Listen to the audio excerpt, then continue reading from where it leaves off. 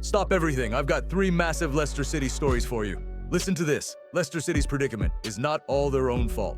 Blackburn Rovers are pushing hard to beat Leicester City to Gary Rowett, and there's a huge twist over Jordan James that could change everything power. I'm passionate about Leicester, and I'll keep everyone up to date with the latest Foxes. News every day. Hit subscribe and join in.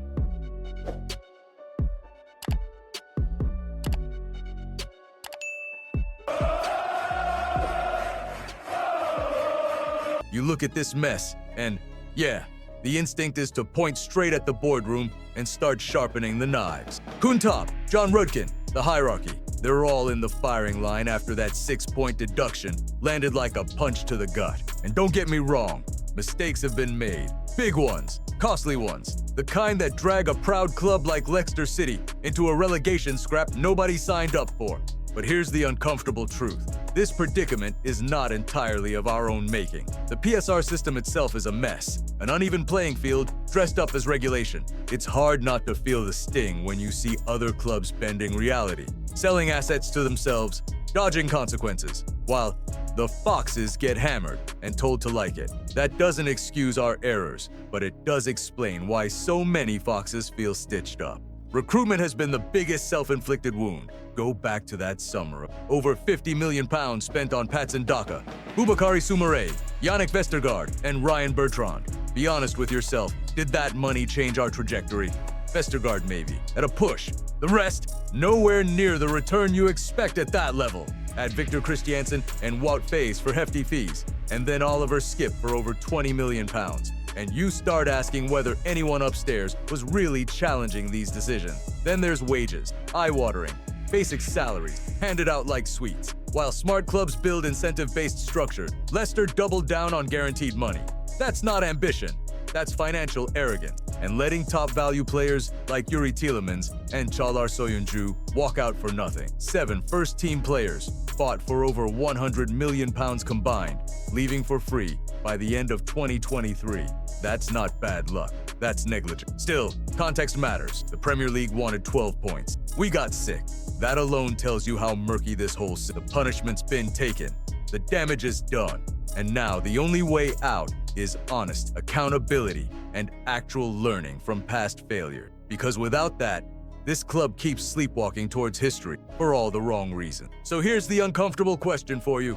Foxes fan, are you angrier at our own hierarchy for their mistakes, or at a PSR system that seems designed to protect the established elite, while clubs like Leicester pay the price? Hit like, hit that subscribe button if you're passionate about Leicester and want to stay up to date. So now we've reached that stage of the season where managers are being linked to anyone with a pulse. And guess what? Foxes fan, Leicester City are right in the middle of it again. This time, the name doing the rounds is Gary Rowett. Yes, that Gary Rowett. And apparently, Blackburn Rovers are trying to move quicker than us to get their hands on him. Typical, isn't it? Here's the situation as it stands. Blackburn want to sit down with Rowett within the next 48 hours. They've sacked Valérien Ismaël. They're sliding towards League One. And panic buttons are being smashed all over Wood Park. Sounds familiar? Exactly. Meanwhile, the Foxes are still drifting under interim boss Andy King, still licking wounds after losing to Charlton and Birmingham, and still trying to remember what momentum feels like. Both clubs are level on points now, after our lovely little 6-point deduction, both staring into the abyss, both desperate for a firefight. But let me be clear with you, if Blackburn think they're beating Leicester City to anything of real substance, they're dreaming. This is a massive club with massive history, even in crisis. Blackburn are a fine old club, but we're Leicester City, Premier League champions, FA Cup winners, not some side hoping nostalgia saves them. Rowett, of course, is out of work after Oxford gave him the boot in December. Experienced? Yes. Steady? Yes. Inspiring? That's debatable. He's managed Derby, Stoke, Millwall, solid championship operator territory, the type of manager who might keep you up, but rarely makes you fall in love with football. And here's where it gets interesting. Blackburn want to offer a short-term deal. Rowett reportedly wants something longer. Leicester, meanwhile, have also been credited with interest, along with Derek McInnes. So the question becomes, do the Foxes really want another safe pair of hands? Or do we want someone who actually resets this rotten culture? Because let's be honest with ourselves, this club does not need another caretaker in disguise. It needs a leader, someone who walks into Seagrave, slams a fist on the table, and reminds everyone what Leicester City is supposed to be. If Gary Rowett is the answer, then the question must be pretty depressing. And I'll throw this straight at you, Foxes fan.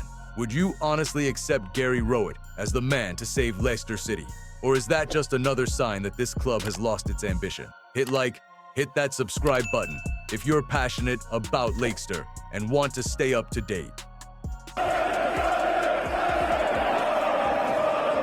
Now this is the kind of story that quietly tells you everything about where Leicester City are right now. Chaos around us, pressure everywhere, points deductions, injuries, turmoil, and yet somehow, the Foxes have managed to cling on to the very few rays of light in this entire season. Jordan James, let's be straight. January was brutal. Proper survival window stuff. Scrambling late, shopping in the bargain bin, trying not to drown.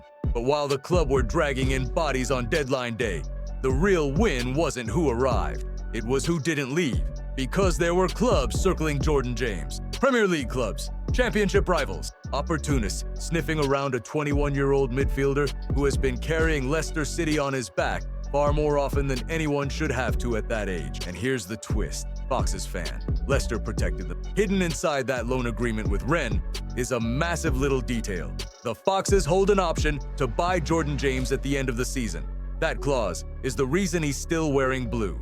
That clause is the reason other clubs were politely told to jog on. It's one of the smartest bits of business Leicester have done in years. James came here expecting a promotion push under Enzo Maresca. Instead, he walked into a relegation dogfight. And rather than shrinking, he's exploded. 9 goals, 3 assists, midfielder numbers that most forwards in this squad would bite your hand off for. Calm on the ball, brave in tight spaces, runs like he actually cares. Imagine, even while injured right now with a hamstring problem, everyone inside this club knows the truth. When Jordan James plays, Leicester look like a football team. When he doesn't, we look like a collection of strangers arguing over a GPS. But let me drop the uncomfortable part. That option to buy means nothing if Leicester end up in League One. Nothing. No ambitious young star with Premier League interest is signing permanent deals to play third-tier football. Doesn't matter how nice the training ground is. Doesn't matter how loud Filbert Way can get on a good day. Survival isn't just about pride. It's about keeping Jordan James. It's about giving this club at least one building block for them. So here's the real question, Foxes fan. If Leicester stay up, should the club throw everything at making Jordan James permanent, even if it means sacrificing 2 or 3 other signings? Or do you already fear he's too good for the mess this club has become? Hit like, hit that subscribe button if you're passionate about Leicester and want to stay up to date.